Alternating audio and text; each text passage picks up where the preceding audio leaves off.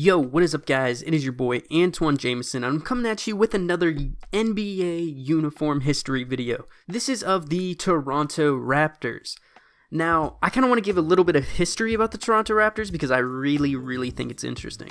The Raptors' names was chosen by a popular vote at the time, and there were many submissions of names. The top 10 to be picked from were Beavers, Bobcats, Dragons, Grizzlies, Hogs, which is because Toronto's nickname is Hogtown, the Raptors, of course, Scorpions, T-Rex, Tarantulas, and Terriers. In a video introducing the Raptors to the public for the first time, John Bitove Jr., the president of the Raptors at the time, said that the Raptors' names was chosen by young adults and children in the Toronto area, namely capitalizing on the Jurassic Park movie hype. The team colors were to be bright red, purple, black, and Naismith silver in honor of the Canadian James Naismith who invented the game of basketball. The first player to be an official Raptor was B.J. Armstrong, former NBA champion with the Chicago Bulls, who was taken first in the 1995 expansion draft with the Grizzlies. He was traded to the Warriors before the season officially started, but is still considered to be the first Toronto Raptor player ever. The first official NBA draft pick for the Raptors was none other than Mighty Mouse Damon Stoudamire.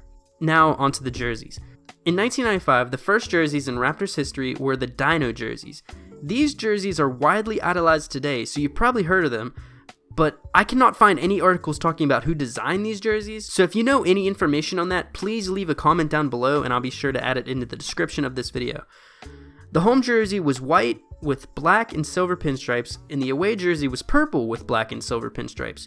The front featured a cartoonishly huge dinosaurs with Raptors across the front on both, and the number was featured where the heart would be. The backs were also unique in the sense that the name was featured in a black nameplate with silver claws coming out the top. The font was also really Jurassic Parky. The shorts had the clawball logo on one side and the TR logo featured in a black spiky area on the other.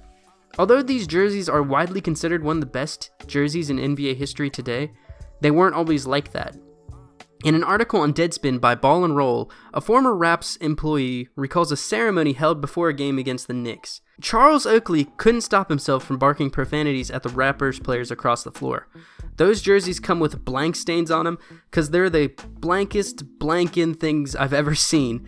This in contrast to Anthony Mason muttering, "Dinosaurs, brother? If I was you, I'd blankin' kill myself." These jerseys remain the only two jerseys the Raptors used for 4 years.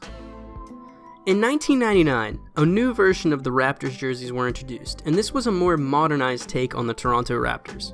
Although these jerseys were brought back to a normal version of an NBA jersey, they were still extremely unique.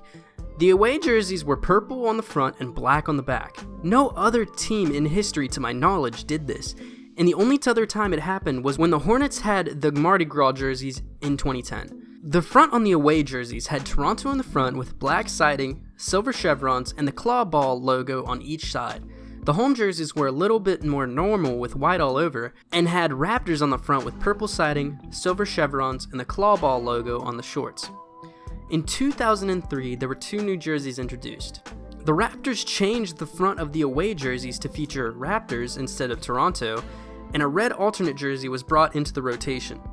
These had black siding, silver chevrons, and instead of the claw ball logo, it featured a TR logo on each side of the shorts, but with the claw ball logo now introduced on the neck. This was the first jersey in Raptors history to not feature purple.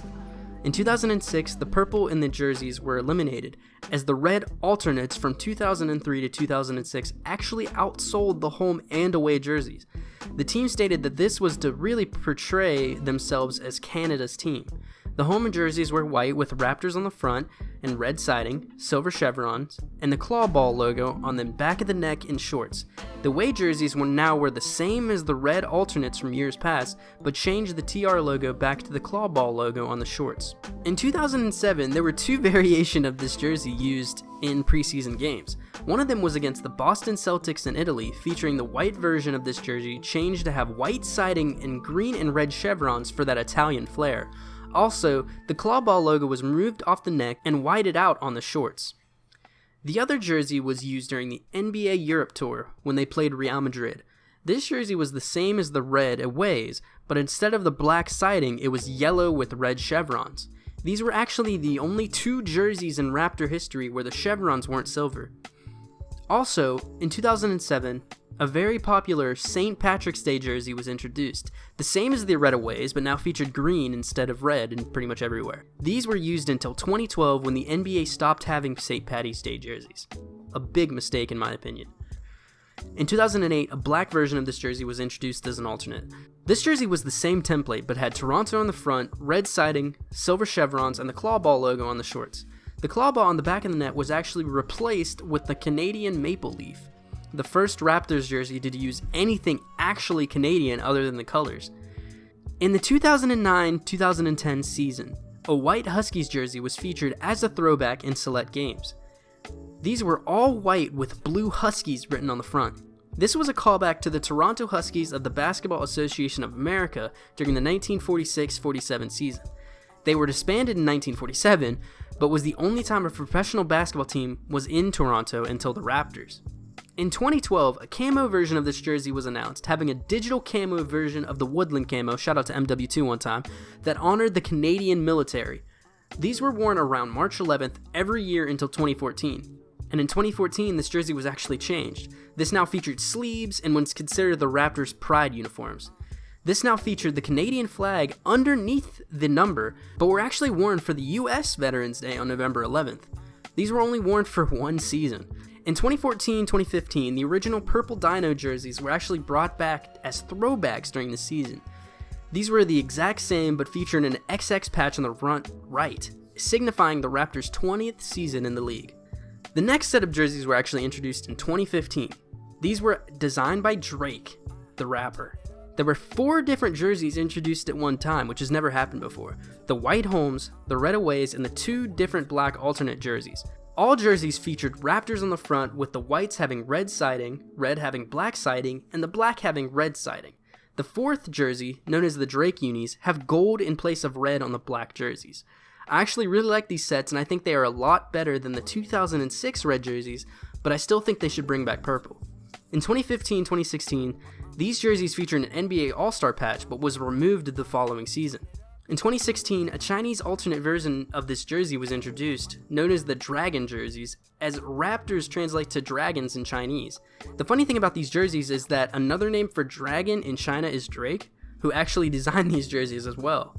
Also, a second Huskies jerseys was introduced for the season, featuring an all-blue jersey with blue writing and just outlines of white.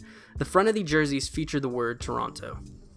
Also, a very odd thing I personally discovered. Although the Raptors have been significantly good these past few seasons, they have never had a Christmas Day game. This is because, apparently, a Teen Pucks tournament takes place in the Air Canada Centre on Christmas Day. The only way the Raptors can play a Christmas Day game is if it's away. I still feel like they should have had one by now, though. But hopefully you guys enjoyed this video. This video was all of the Raptors jerseys in history. If you guys have any jerseys you want me to go over, I'm going to start talking about jerseys whenever I get done with these videos. I'm going to start talking about jerseys that happened throughout the season and stuff. But yeah, that's been it. Hopefully you guys enjoyed, and I'll see you guys later. Bye.